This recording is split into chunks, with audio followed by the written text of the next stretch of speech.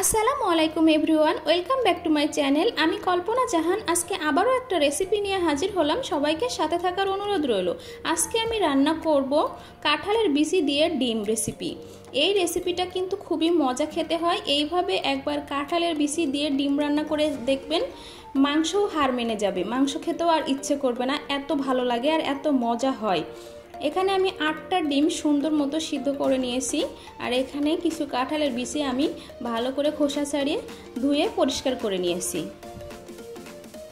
এখন আমি ডিমগুলোতে হাফ চামচ লবণ এবং হাফ চামচ হলুদ দিয়ে সুন্দর করে মাখিয়ে নিচ্ছি। এরপর আমি ডিমগুলো এখন ভেজে নিব। কড়াইয়ের ভিতর সবগুলো দিয়ে দিয়েছি। এখন আমি উল্টা পাল্টে একটু ভেজে নিচ্ছি। এই তো ভাজা হয়ে গেছে। এখন আমি এই রেসিপিটা প্রেসার কুকারে রান্না করব। প্রেসার কুকারের ভিতরে আমি সয়াবিন তেল দিয়ে দিলাম পরিমাণ মতো, আর 3-4টা কাঠ এবং 3টা লবঙ্গ দিয়ে দিলাম এবং কিছু পেঁয়াজ কুচি দিয়ে দিলাম। এখন এই পেঁয়াজটা একটু ভাজা ভাজা করে নিব।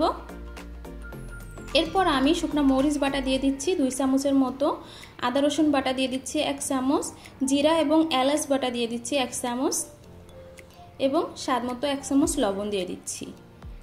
আর দিয়ে দিচ্ছি হাফ চামচের মতো হলুদ গুঁড়া। এখন সমস্ত মশলাটা আমি একটু ভেজে নিব।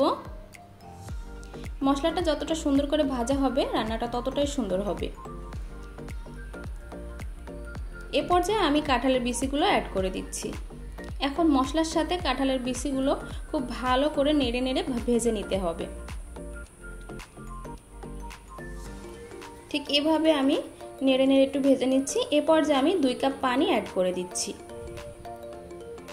এই রান্নাটা প্রেসার কুকারে করলে খুব মজা হয়। এই তো ফুটে ওঠার পরে আমি ডিমগুলো অ্যাড করে দিচ্ছি। এখন আমি ঢাকনাটা আটকে দিলাম। এখন আমি 4 থেকে 5টা হুইসেল দিয়ে নিব। এই তো রেডি হয়ে গেল কাঁঠালের বিচি দিয়ে ডিম রেসিপি। দারুণ স্বাদের রেসিপিটা রেডি করে ফেলেছি। আমার ভিডিওটা কেমন লেগেছে সবাই কমেন্ট করে জানাবেন। আর যারা ইউটিউব থেকে দেখছেন তারা আমার চ্যানেলটাকে সাবস্ক্রাইব করে দিবেন। আর যারা পেজ থেকে দেখছেন তারা একটু ফলো করে দিবেন। আর সবাই ভালো থাকবেন। আসসালামু আলাইকুম সবাইকে।